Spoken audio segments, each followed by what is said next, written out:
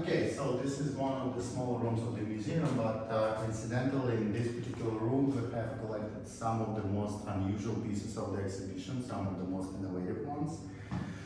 One of them is those three statues by Adami. She's a Georgian origin artist, and those works are speaking about work, about peace, about basically keeping the world a peaceful place. This particular piece is one of the most interesting in the collection. It's by MORA, one of New York spray paint artists. It's a true representation of how you see New York in a way.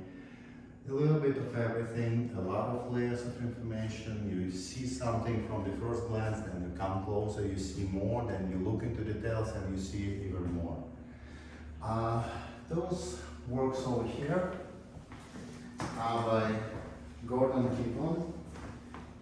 They basically both are based on the visual of the broken block, and Gordon in general have very interesting project about artist retreat going on, being managed by him, but those two pieces are very interesting. This for me is, and again, this is my interpretation of the work. For me it looks like breaking the locks of being stranded by time, by schedules, by living in the situation where you have to adhere to the rules. And this one is breaking the circle of violence, which is, in my opinion, one of the most important tasks our society will need to achieve very soon.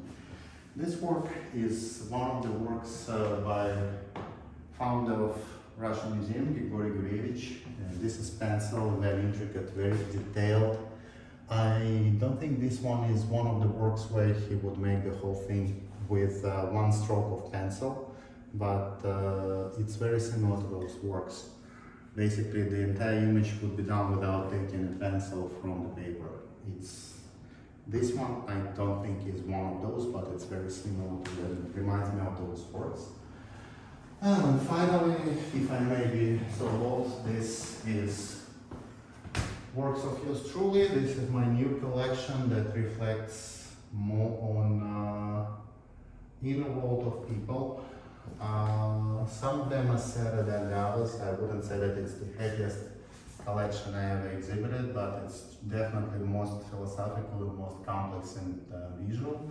Those two are part of the same cycle. One of them is Deployed, and then it was followed by Deployed 2 with the very similar composition featuring the same idea of the motion that being started being continued.